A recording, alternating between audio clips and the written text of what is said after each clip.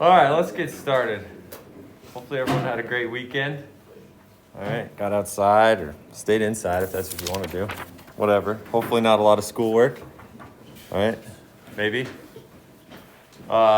Speaking of schoolwork, we do have a couple things coming up in this class, right? Wednesday, homework is due, right? Take advantage of the EM Learning Center.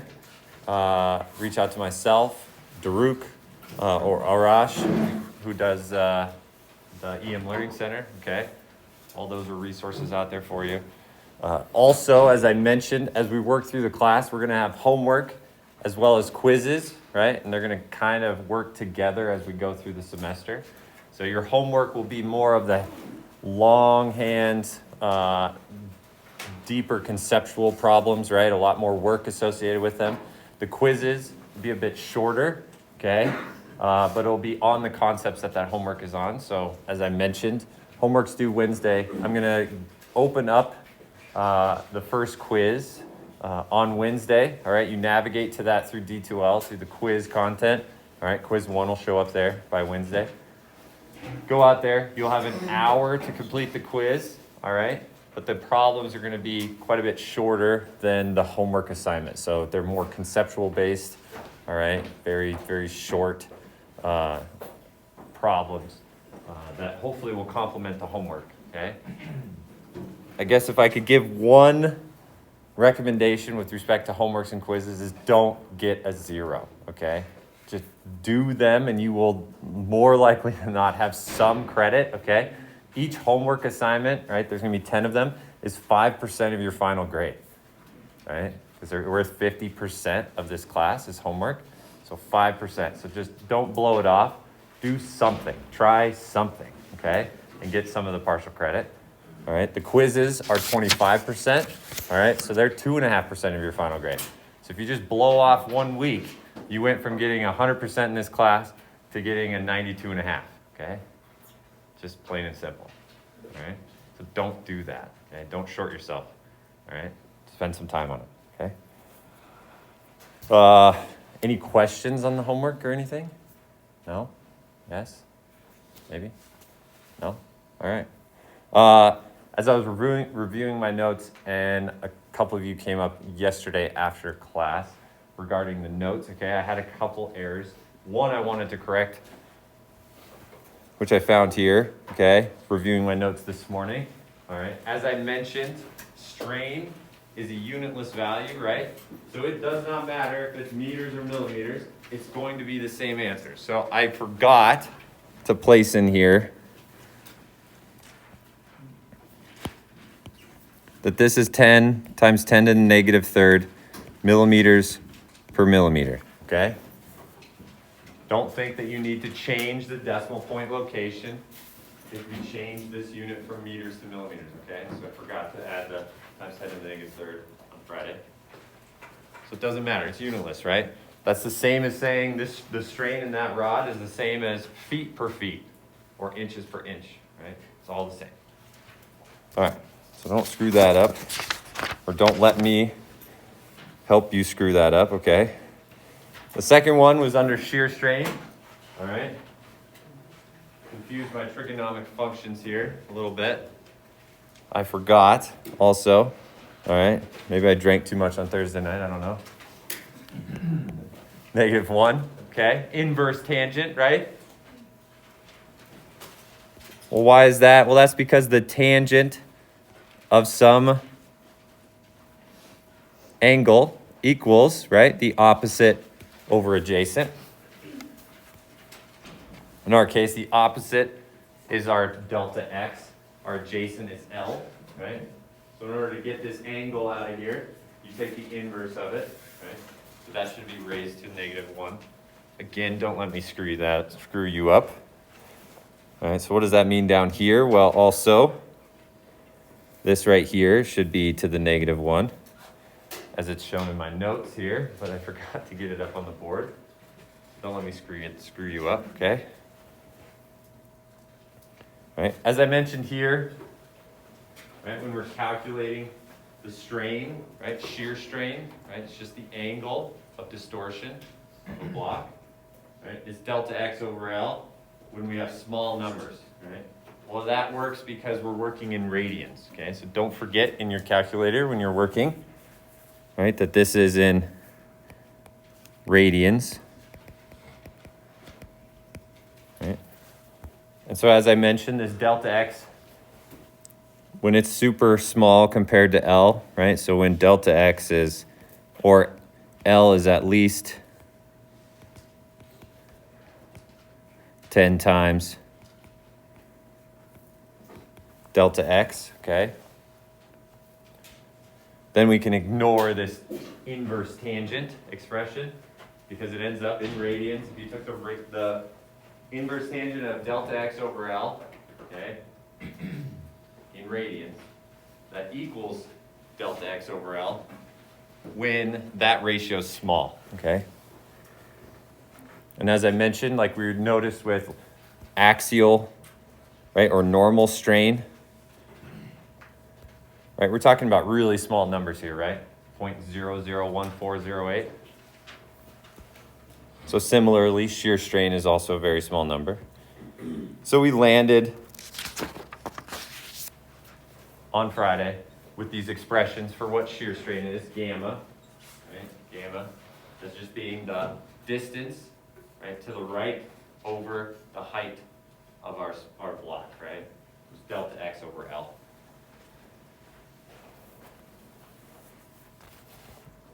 Okay, let's do an example here and hopefully it'll make a little more sense. So this example, we have a triangular plate, right? A thin triangular plate. It originally, this yellow shape here originally formed a right angle, right? At point Q. So this is 90 degrees, this is a right angle triangle, right? Then, some sort of external force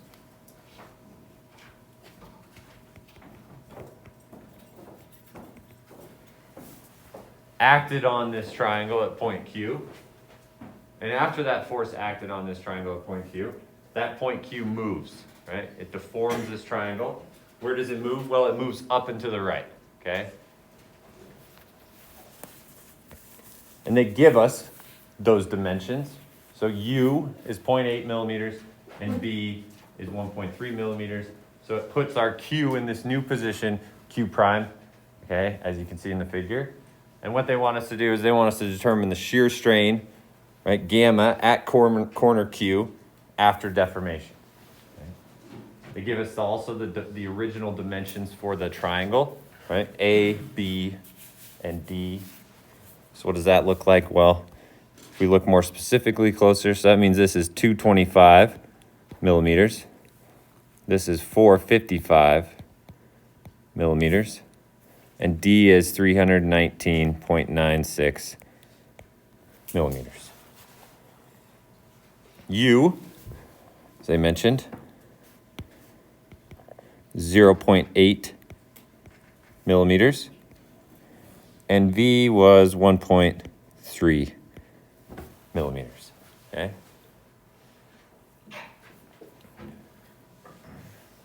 Well, we know from the previous notes, shear strain, right, is the change in the angle at that point, right? So at this point, we know Q is a right angle. At the beginning, it was 90 degrees. Well, when that triangle was deformed, right, now that angle at Q prime may or may not be a 90-degree angle, right? It moved up and to the right. So we need to figure out what that angle is, right? And we would call that theta 2. That's this guy down here. So if you remember, we have theta 1, right? That's where we start. We end at theta 2. And it's the difference between these two that gives us gamma.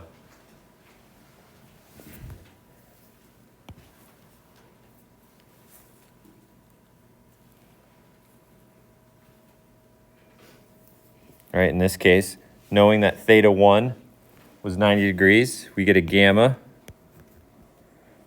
equal to pi over 2 minus theta 2, right? 90 degrees minus whatever this second angle is.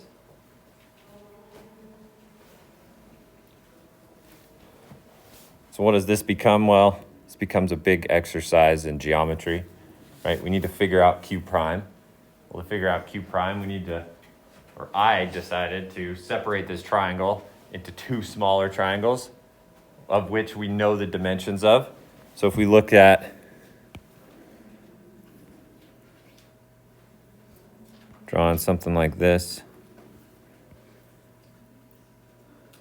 I'd like to see you guys draw something that nice.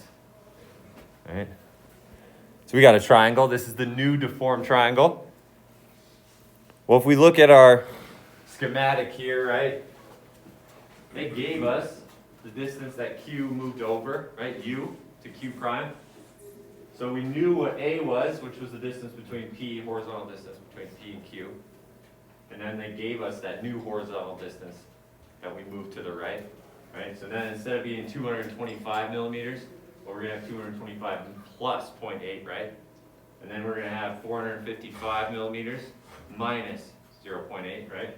This line essentially shifts over the 0.8. So that gives us the bottom dimensions to our two triangles, right? We've got this line there. So we've got now 225.8 millimeters. And then as I mentioned, we have 455 minus 0.8. And the end goal is to get this angle. So in order to get that angle, I'm getting the side lengths of these two triangles.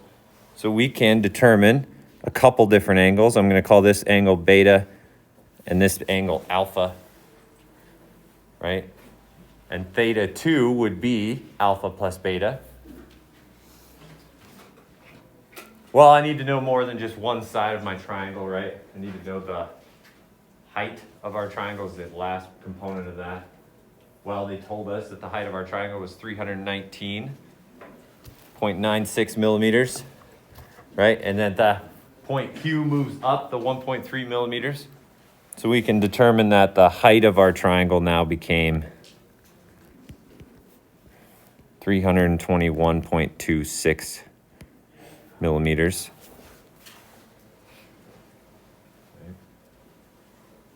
Strains are small, really small, right? So 0.26 millimeters is not surprising. Put this back in here. Okay. Well, now we have the height, the width, the two triangles. We can figure out what alpha and beta are.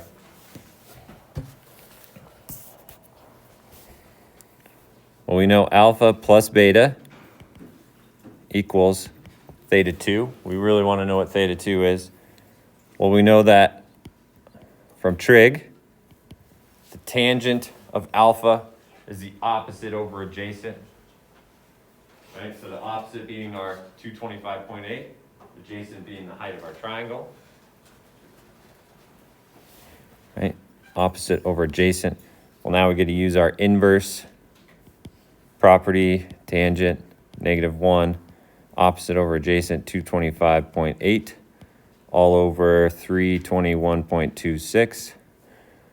We get an alpha equal to 0.6126 radians, right? Remember to have your calculator in radians when you do this, so that doesn't spit out an angle in degrees. So we got alpha. Now we want to know what beta is. Well, beta, same thing.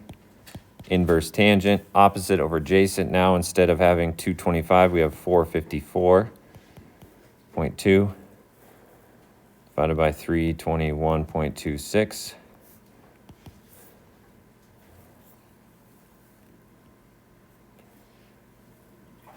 .9552 radians.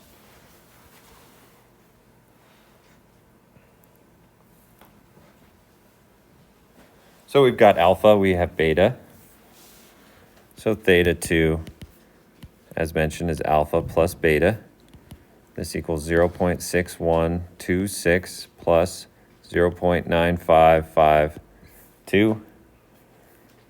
Theta 2 equals 1.5678 radians. That means gamma, knowing that it's pi over 2, right? 90 degrees, or theta 1 minus theta 2. Pi over 2 minus theta 2 equals pi over 2 minus 1.5678 radians. That means that gamma, as we mentioned, is a very, very small number, 0.002976 radians. If we wanted to express that in a different form, right, it could be 2.976 times 10 to the negative third radians.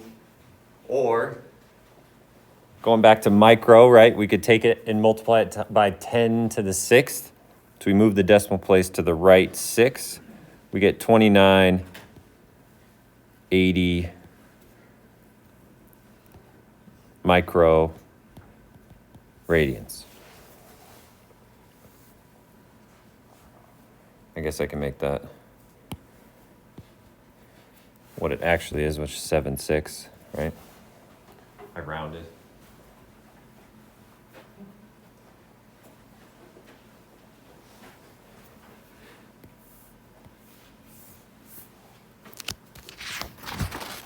This is the only example of shear strain that I'm going to give you, because it's not a super common property that we measure, especially with respect to what you guys will be doing in the real world, okay? But now you have an idea of what that means, right? It's just a measure of the intensity of deformation, which comes from, right, a force or a stress, right? In this case, shear strain comes from shear stress, right, which comes from a shear force over some area, right, which will deform our element, right, angularly, right, angular distortion. Okay. Any questions about strain? Now we've gotten strain. We've got axial strain and shear strain. Those are the two components of strain, right? Two measures of the intensity of deformation. All right. Now we've gotten stress. Now we've gotten strain. Now we're going to step back. We're going to jump into chapter 3, which we talk about, text talks about, and we're going to talk about what are these mechanical properties of materials, right? And I can't remember, have you guys had METs or CETs, a materials-based class yet? In it right now? Sweet. So maybe some of these will be a review. Some of them might be new and you're going to learn about them soon enough, okay? But we're going to try and relate, in this class, we're going to try and relate these material properties back to intensity of forces, intensities of deformation, right? Essentially, we establish forces based on statics, right, that you guys learned in 203. Now we're in this class, we're taking those forces, we transform them to determine what is the intensity of that force, right? That gives us stress. Then we take that stress and we got to relate that back to a material, right? There's tons of materials out there that we can choose from as designers with which we build things with, right? Whether that's carbon fiber, aluminum, steel, copper, right? Non-metallic or metallic materials, right? And all of those things have material properties attached to them with which we need to relate our derived stresses and forces in order to make sure that our designs are adequate, okay? So chapter 3 talks all about mechanical properties of materials, right? And when we talk about material properties, right, these things determine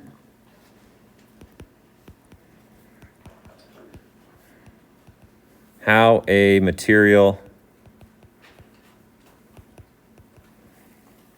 deforms and fails.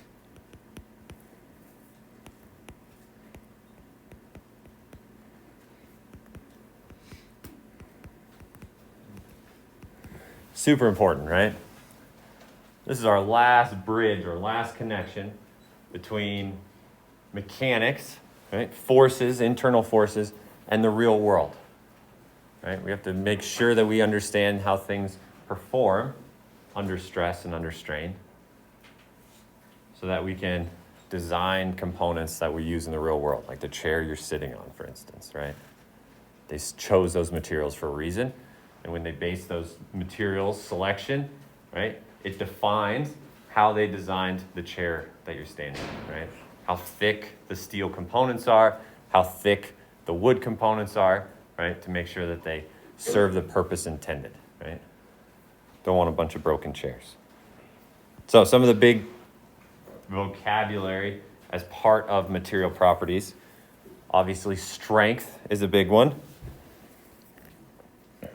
Strength is really a general term.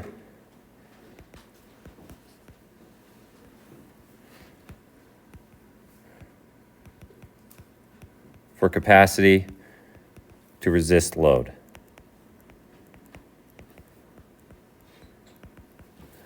Right. Something strong, in general, it depicts, right, the magnitude of its ability to resist load, right? If it's super strong, you can carry a lot of load, right? Stress, right? Learned this one already. What is stress? Intensity of a force, right? Exactly. Intensity of a force.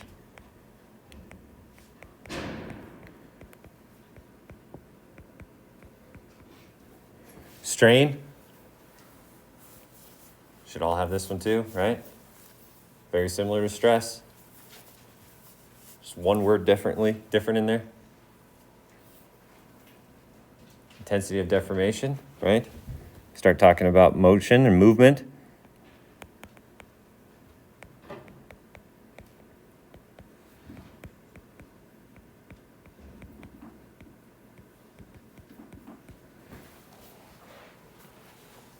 Then we have ductility. Right?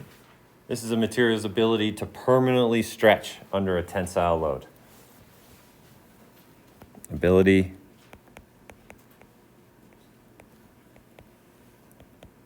to be permanently stretched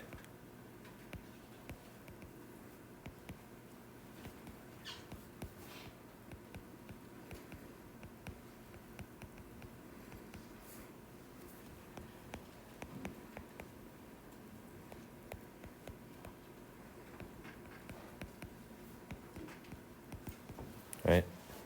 We're going to talk about test setup and means of getting these mechanical properties in a second. Right? But just think about ductility as the ability for a material to permanently stretch under a tensile load. Okay? Malleable, well, that's the ability to deform under pressure.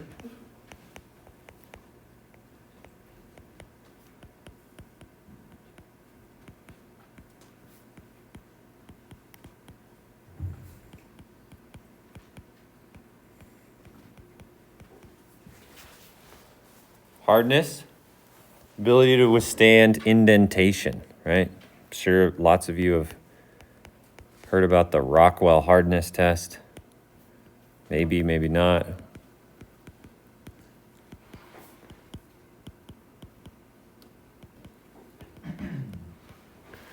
Right? May have heard someone say, my knife blade is super hard, right? That comes from its ability to withstand indentation. It's a beautiful property of steel is its ability to manipulate the hardness. Okay, so that you can have different hardness in a cutting blade, right, on the actual edge versus the main part of the blade itself, right? With hardness usually comes brittleness. Right? Brittleness is the opposite of ductility. Toughness, well, this has to do with energy. Ability to contain, what we'd call absorb,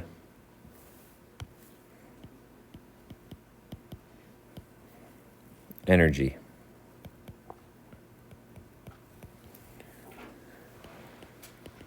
We call this we classify this as the area under stress strain curve.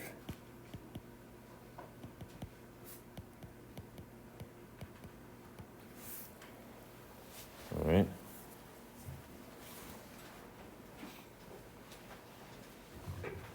Isotropic. Any ideas of what isotropic means when you're talking about a material? It's the same properties in all directions. Same properties in all directions.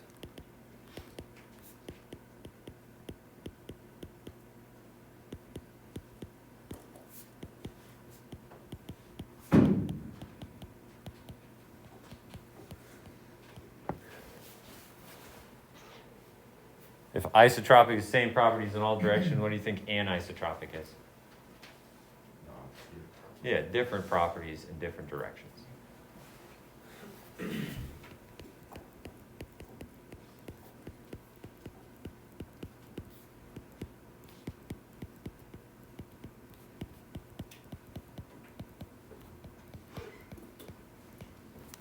All right. Steel would be a good example of isotropic, right? Consistent throughout, same properties in multiple directions. Anisotropic, think of like carbon fiber, right? You're essentially laying down a matrix or a mat, or say carbon fibers and some sort of bonding, like glue, right? That holds it all together, right? So if you did different quality of carbon fiber, or maybe you do fiberglass in one direction, and then carbon fiber in a perpendicular direction, right? That material is going to behave differently in those two orthogonal directions, right? 90 degrees to one another. And in design, it might make sense to put stronger fibers in one direction than the other direction, right? Wind turbine blades would be an example of that, right? In the like down the length of our wind turbine blade, right? Got a lot of stresses from wind and all sorts of other things, right? You're going to have a lot of higher demands for your material than you would, say, wrapping around our wind turbine blade, right? 90 degrees to that.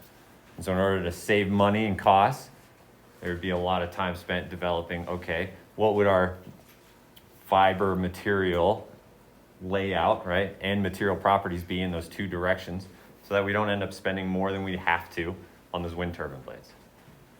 Okay, so that'd be an anisotropic material. This is a nice YouTube video that kind of lays out what I'm going to lay out here, okay?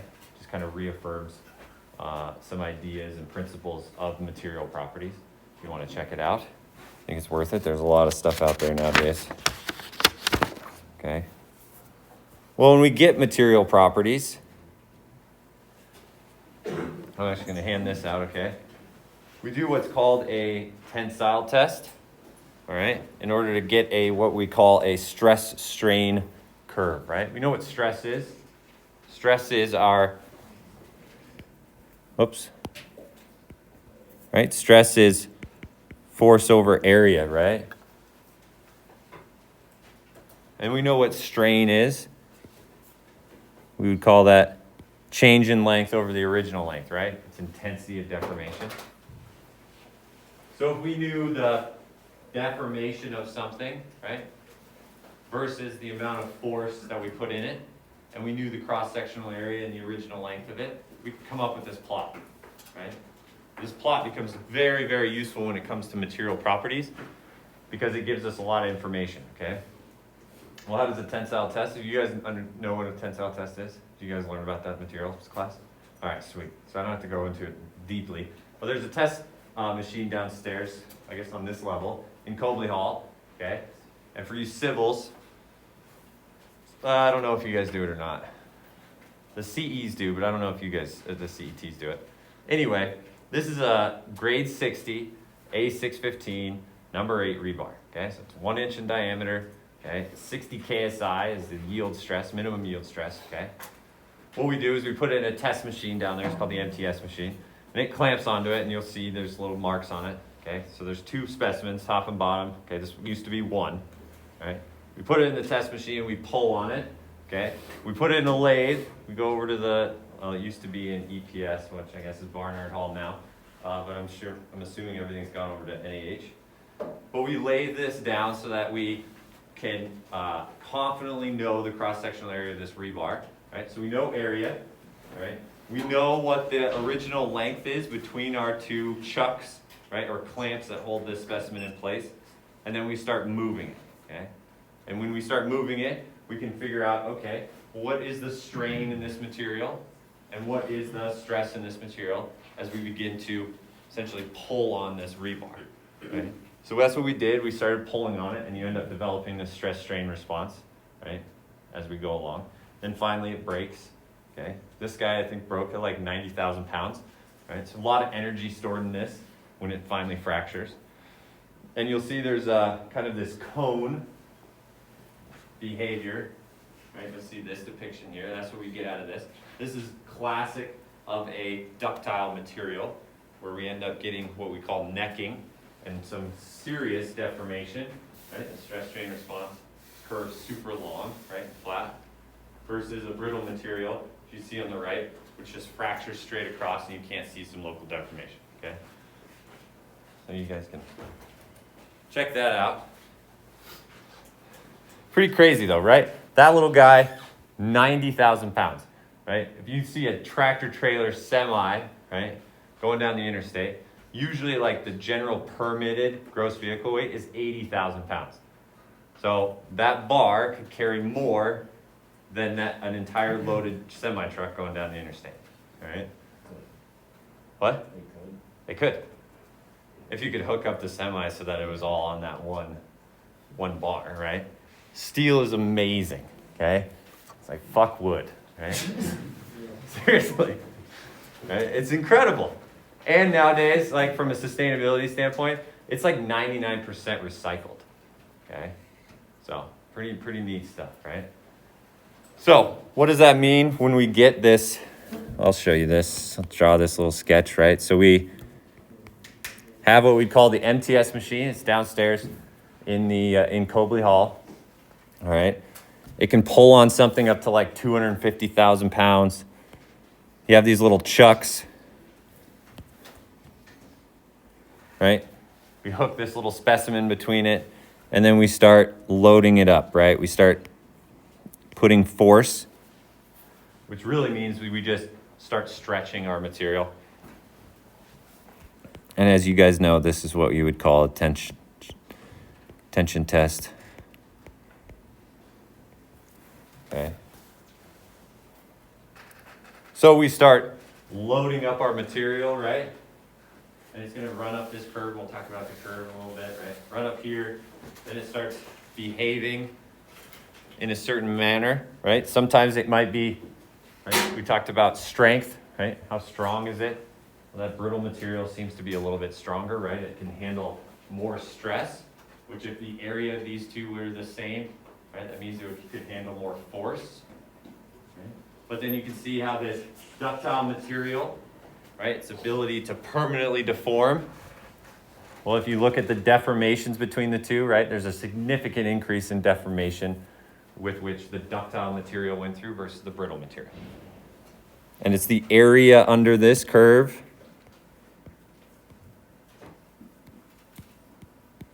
right? This is toughness.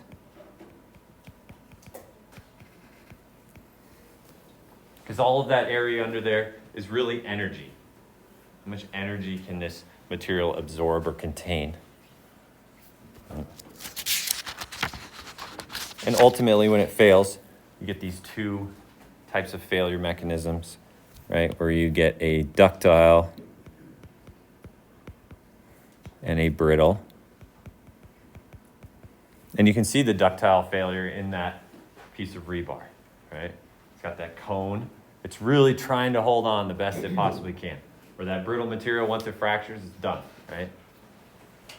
Ductile is more like a piece of taffy. Well, in this stress strain curve, we have what we would call a parameter called the Young's modulus, or a modulus of elasticity. This really measures stiffness.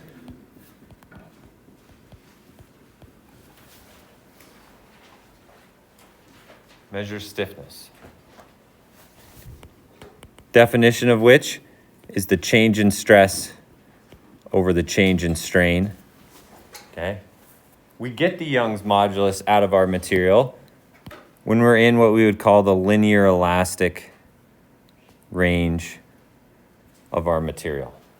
It's this linear line portion, usually the initial loading of our material. It's called the Young's modulus or modulus of elasticity. We call this the linear portion, because if you were to load this material up, right, before it goes nonlinear, and you unloaded it, it'd come right back to zero, right?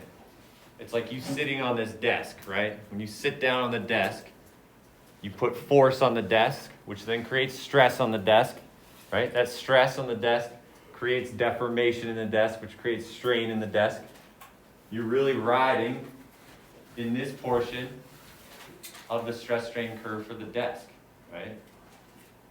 If you weren't, if you got out here, right, there'd be permanent deformation in the desk. Maybe the legs started bending out, right?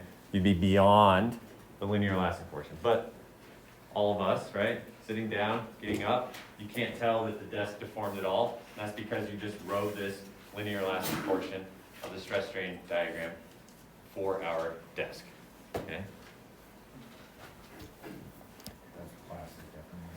Once you get past this linear elastic portion we're going to talk about in a second, once you get past that linear elastic portion, you get out in the plastic region, which means you get permanent deformation. You end up what we call yielding the material. Right.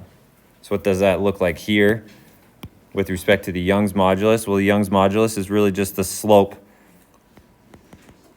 of this line, right? Change in stress over the change in strain. So if we were to look at a point, right, this might be sigma 1, epsilon 1,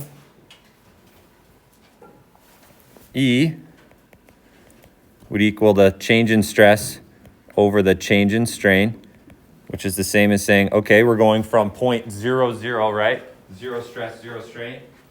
So the change in stress is really the stress we're going to, sigma 1 minus where we started, right?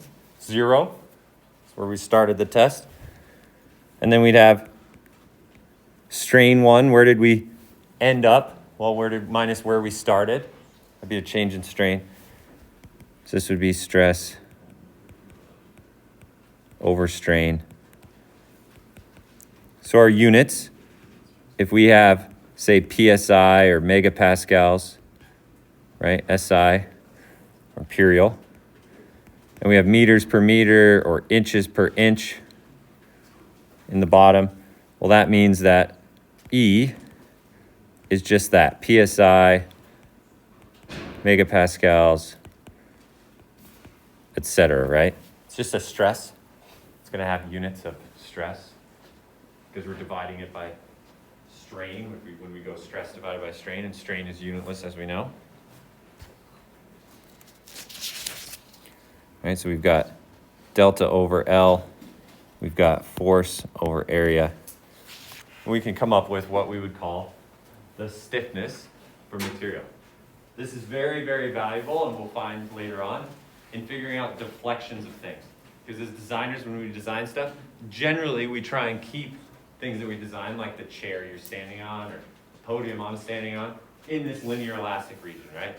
You wouldn't want me to walk up here, and every day I walked up here, you would see my old footsteps, right? Because it went out and it permanently deformed. My weight on this podium permanently deformed the floor, right? We want to stay in this region. We want to stay so that when we load it up, and then I might pick my foot up, it comes right back to 0, okay? So Young's modulus or modulus of elasticity is very helpful in determining the deflections of beams, columns, things like that, because we're always assuming that we try and stay in that linear elastic region, okay?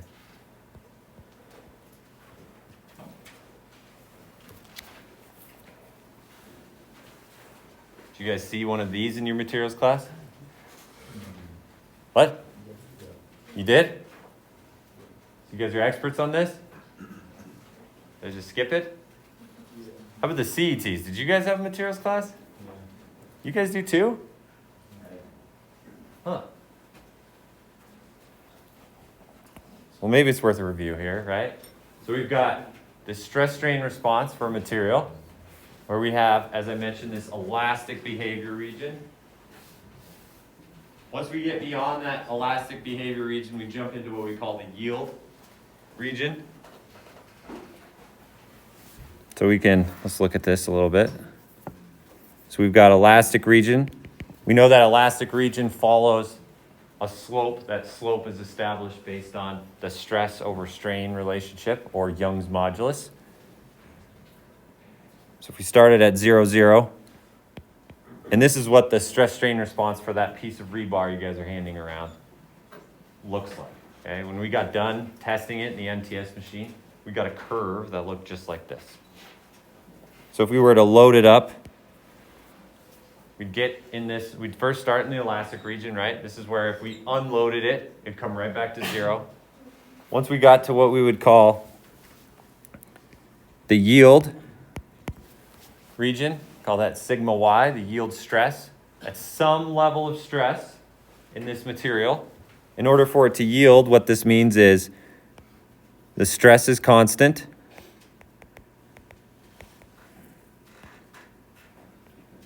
And our strain continues to go up, right?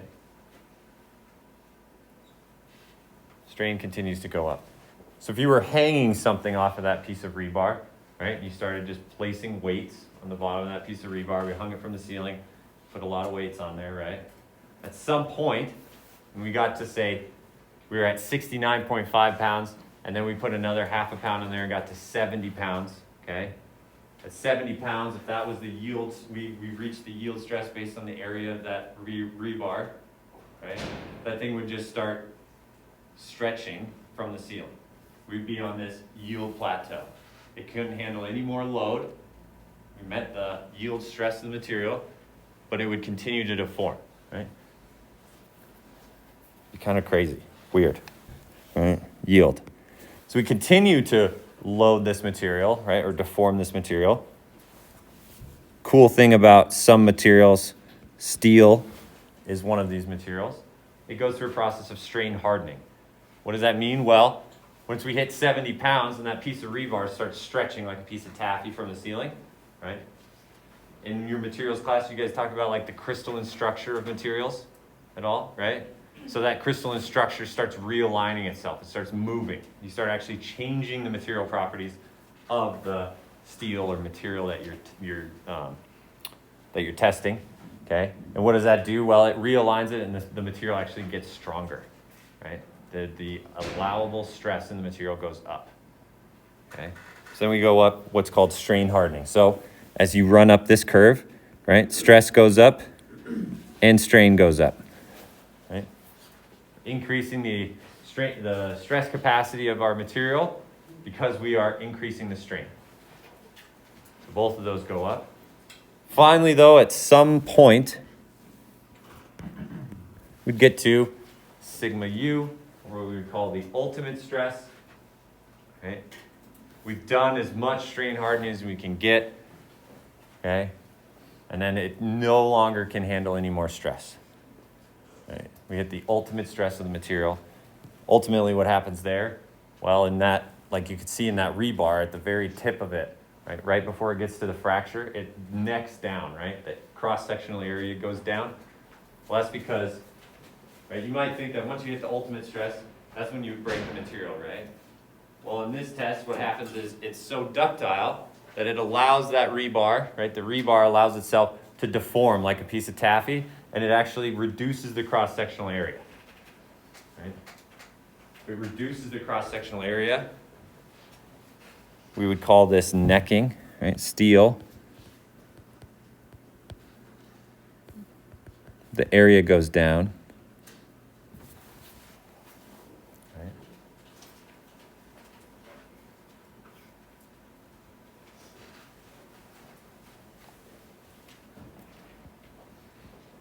Right, so the ultimate strength stays the same, right? It's sigma u stays the same. But what ends up happening is that it has to reduce its cross-sectional area, right? Because the allowable force that is applied goes down, okay? So you're down in this necking area. And then finally, at some stress level, right, then it becomes, it fractures, right? Which is then a brittle failure. It just immediately breaks in half, okay? And that's the end of the curve.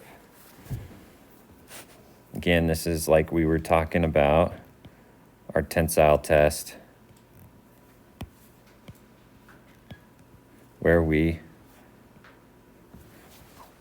put a specimen in there, known length, and we put a known force on it, and we measure the displacement and load, and we knew what the cross-sectional area is, right?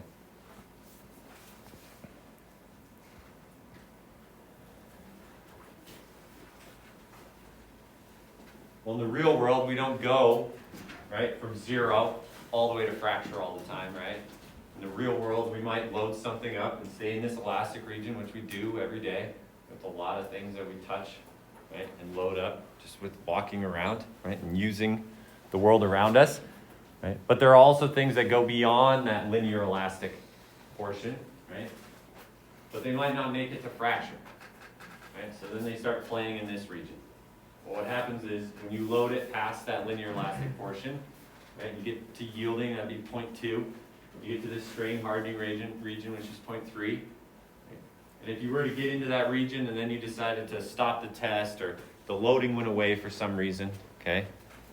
The loading went away for some reason, you'd come right back down, right? The load goes away. This is load. Load goes away. We unload it, and that unloading line matches the slope of our linear elastic region. These two are parallel, which you probably know from your materials class. But it's not the same after that point. No, agreed.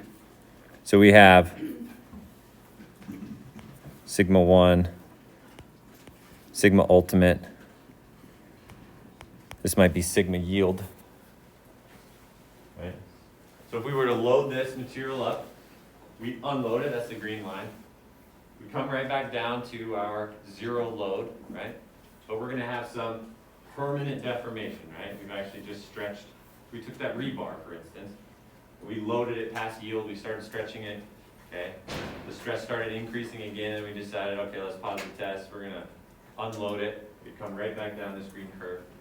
Then we decided after lunch we were gonna continue the test, right? Press start again, start loading it up. Well, it reloads itself right along that linear elastic line. We go right back up until it hits that stress strain curve for that material. And then it would start and continue down its path it was on before you unloaded it, okay? There's a couple points on here that are critical. One is this point right here is what we would call the proportional limit.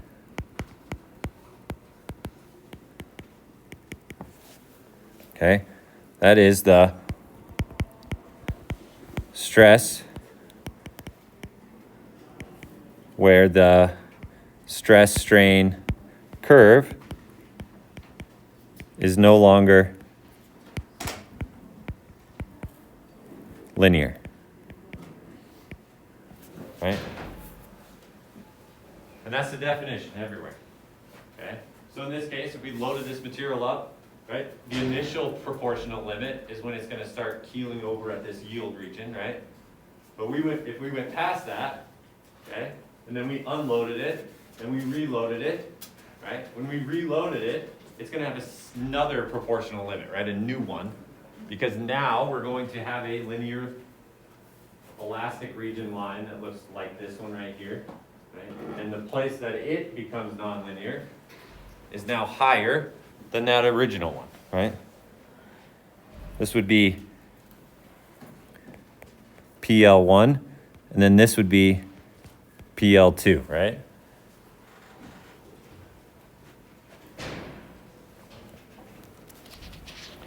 All right.